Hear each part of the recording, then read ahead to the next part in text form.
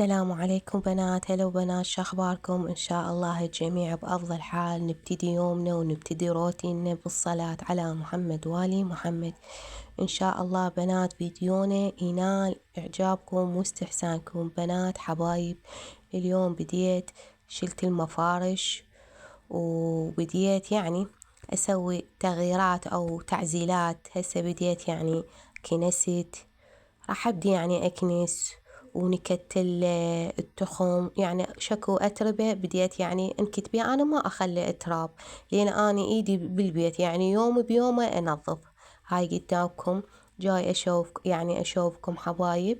احجولنا حبايب، شلتوا الفرش الشتائي بعدكم؟ والله احنا ما شلنا لأن هي هاي فرشتنا خفيفة. هو الفرش اللي 3D يصير خفيف. احنا عندي فرشة أغسل هاي الفرشة وأرجع أفرش الفرشة الثانية، فرشة خفيفة مو ثقيلة. والحجية عندنا ما تحب البيت مكشف، تحب دائما البيت مفروش. قالت لي مو هسه نشيل الفرش الشتائي، خلي شوية جو يكسر ويدفى، ذاك الوقت انت شيلي الفرشة وغسليها وبعد لا تفرشيها. هسه بديت كنست البيت وبديت أعطر وشغلت القرآن وفتحت الأبواب. الأبواب أكو عندنا باب المطبخ. بديت البيت أهوي. هاي قدامكم حبايب، حبيت أشارككم يومنا وياكم، وإن شاء الله الفيديوهات الجاية راح تنال إعجابكم. فيديوهات كلش حلوة حبايب.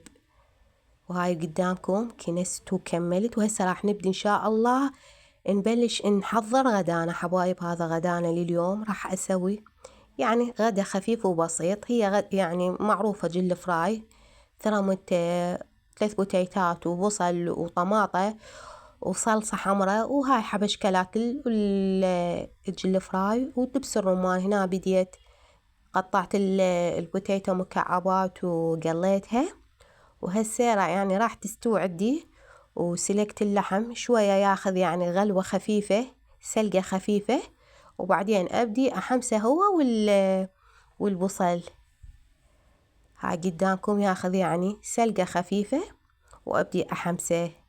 بنات حبايب تفاعلوا وياي وعلقولي، لين تفاعلكم وتعليقاتكم الحلوة مثل وجوهكم وشوية ترفع من الفيديو حبايب. وهاي هنا ضفت هسه قلت لكم حبشكلات الجل فراي حبايب. أنا هنا ضايفة زيت الزيتون، بس هو ما بين بالكاميرا. هاي ضايفة هنا أني مقدار 3 خواشي. أنا ما أضيف زيت هواي بالدهن لأن اللحم هو لي هي تضيف دهنها. وهنا ضفت معجون وضفت طماطة، وهسه أبدأ أحمسن وأخلي شوية المعجون ياخذ حمسة، تطلع المادة الحافظة مالت الحافظة مادة الحافظة بالمعجون. وأبدأ راح أضيف البوتيتة. هاي قدامكم ظليت أحمس بيه وكمل غداني. وساهمكم العافية وألف عافية على قلوبنا حبايب. واللي هنا ينتهي فيديونا. أترككم في أمان الله وحفظه. مع السلامة.